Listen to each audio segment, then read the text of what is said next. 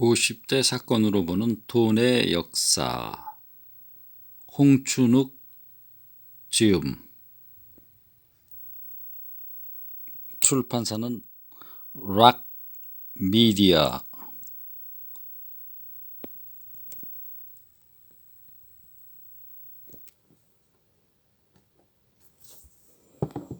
오늘은 제2장을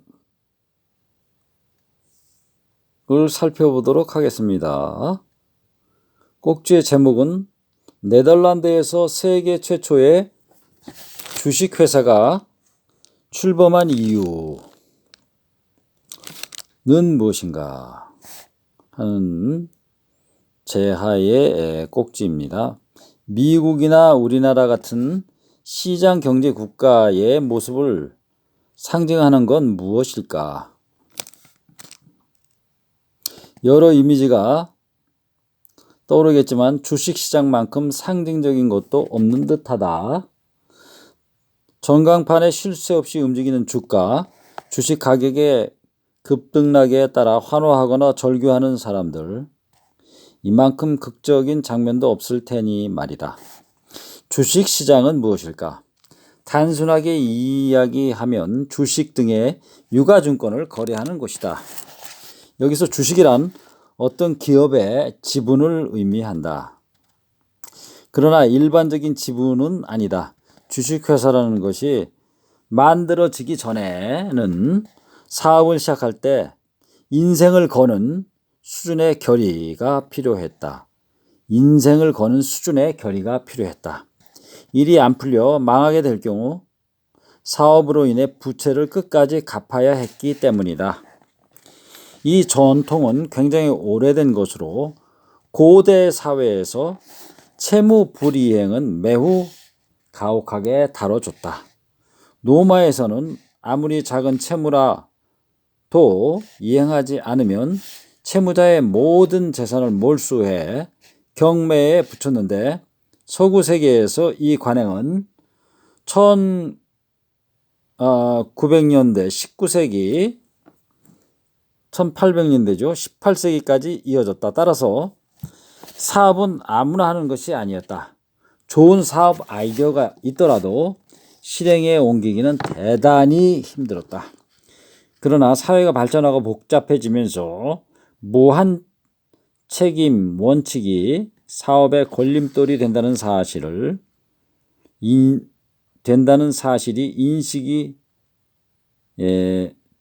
인식이 확산되었다. 특히 대항해 시대가 열린 후 1년에서 2년 단위가 아닌 수년 혹은 수십 년에 걸친 사업을 진행해야 할 필요성이 생기면서 유한 책임을 기본으로 오랫동안 사업을 영위할 수 있는 새로운 제도, 즉 주식회사에 대한 필요성이 거론되었다. 사업에 실패하더라도 자기가 투자했던 지분만 포기하면 더 이상 책임을 추궁당하지 않게 유한 책임 제도다. 이 대목에서 한 가지 의문이 제기된다. 대항해 시대를 본격적으로 열어젖힌 나라는 스페인과 포르투갈 이것만 왜 네덜란드에서 세계 최초의 주식회사인 동윈도 회사가 출범하게 되었을까? 동윈도 회사, Dutch East India Company, Dutch East India Company가 동윈도 회사입니다. 여러 이유가 있겠지만 네덜란드가 중세 유럽 사회의 핵심인 장원 제도에서 벗어나 있었던 것이 상당한 영향을 미쳤다. 장원 제도란 영주가 자신의 봉토에 속한 농노들을 수직적으로 지배하는 시스템이다. 영주는 자신에게 몸을 의탁한 농노들에게 최소한의 안전, 즉 신변보호와 농사 지을 토지의 이용권을 보장했다. 영주가 권세를 잃거나 전쟁에서 목숨을 잃으면 그의 장원은 다른 기사나 영주에게 넘어가게 되지만 일단 형식적으로는 거래관계에 의해 성립되었다고 볼 수 있다. 그런데 암스테르담을 비롯한 네덜란드 대부분의 주에는 장원제도가 발달하지 않았다. 네덜란드 육지 대부분이 바다나 늪지를 개간한 땅이다 보니 교회도 귀족도 소유권을 선뜻 주장하기 어려웠기 때문이다. 네덜란드 사람들은 다른 유럽 나라 사람들과 달리 직접 개척하거나 간척한 땅을 자유롭게 사고 팔았다. 귀족이 소유한 땅은 지금의 네덜란드와 벨기에에 해당하는 홀란드 주 기준으로 단 5%에 불과했다.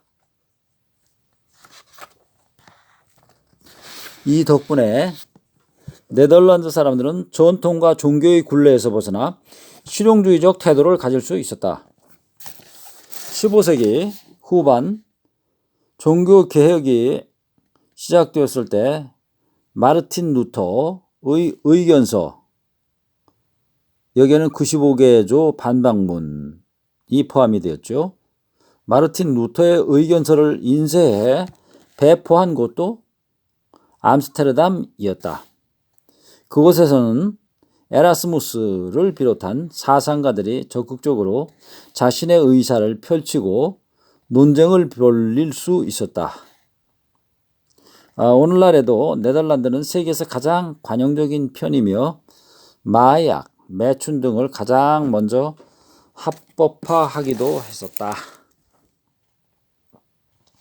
네덜란드의 개방적인 풍토뿐만 아니라 16세기 말부터 이어진 기나긴 독립전쟁 1568년에서 1648년에 일어났던 독립전쟁 또 혁신을 유발한 원인으로 작용했다. 당시 남부 네덜란드를 통치하던 스페인이 종교의 자유를 억압하고 막대한 세금을 부과하여 여기저기서 반란이 일고 있던 터라 정부 차원에서 해외 진출을 도모할 여력이 없었다. 결국 네덜란드 정부는 해외 시장을 오랫동안 개척할 민간 자본을 육성해야 했는데 동인도 회사가 기가 막힌 대안이었다.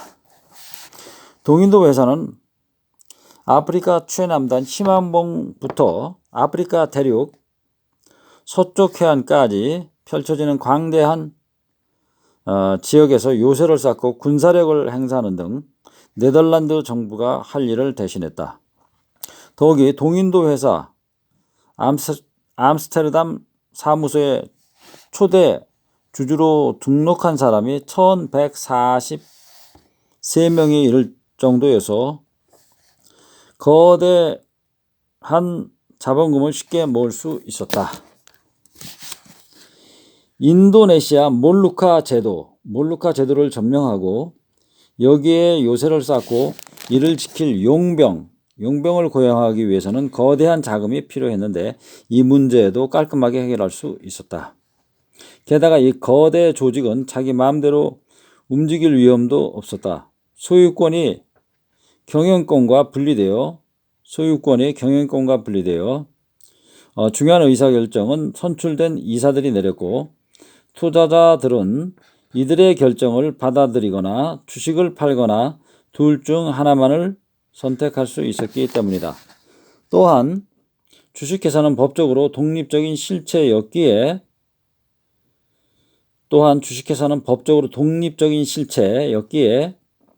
소유자 개개인과 분리되어 수명에 제한이 없었다.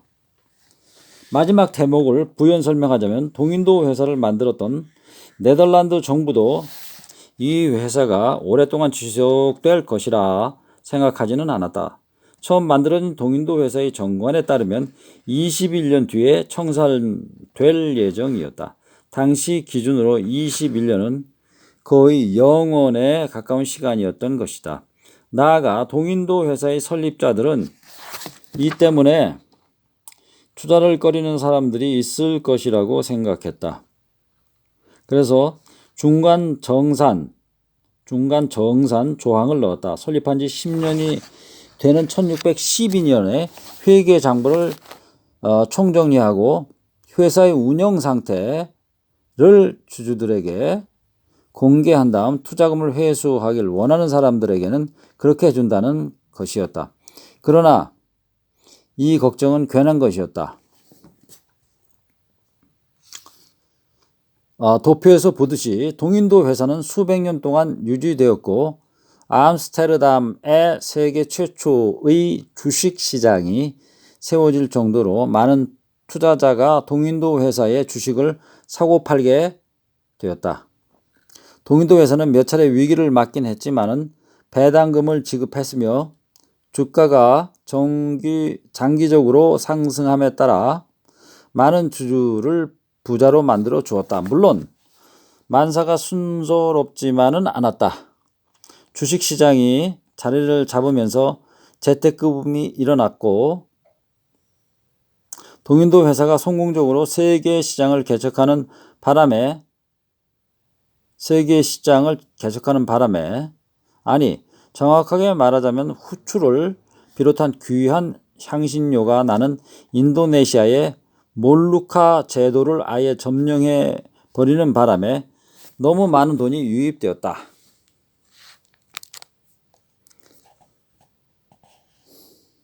물론 해외에서 돈이 많이 들어오면 경기는 좋아진다. 하지만 그 돈을 적절하게 관리하지 못하면 여러 문제가 발생하는데 그 대표적인 사례가 바로 튤립 파동이다. 튤립 매니아.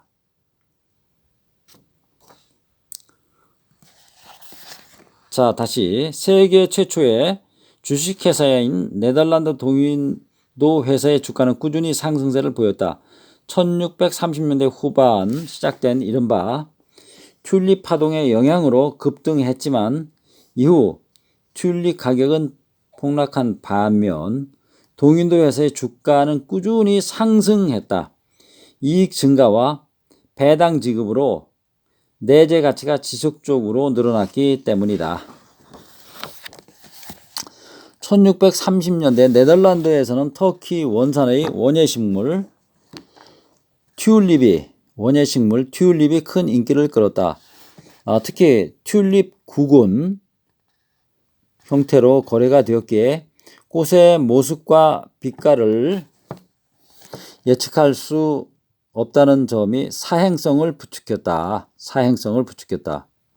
1630년대 중반에는 뿌리 하나가 숭늉공 연소득의 10배가 넘는 금액으로 거래되는 등 가격 상승이 새로운 매수자를 부르는 전형적인 금융투기가 발생했다.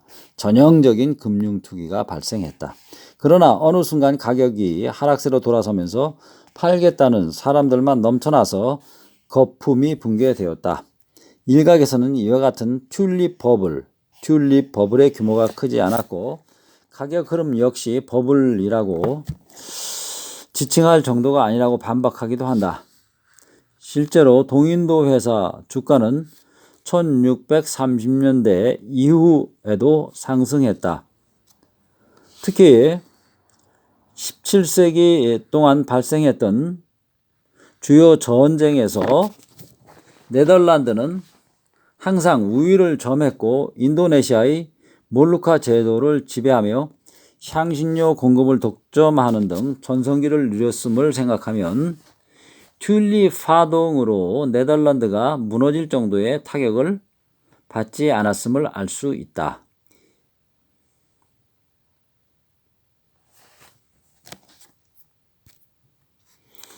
이 대목에서 한 가지 궁금증이 제기된다.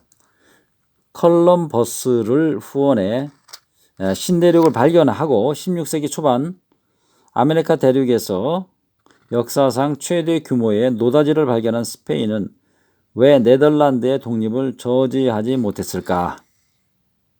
여러분도 한번 생각해 보기를 바랍니다. 왜 그랬을까요? 감사합니다. 지금까지 브루스 리였습니다.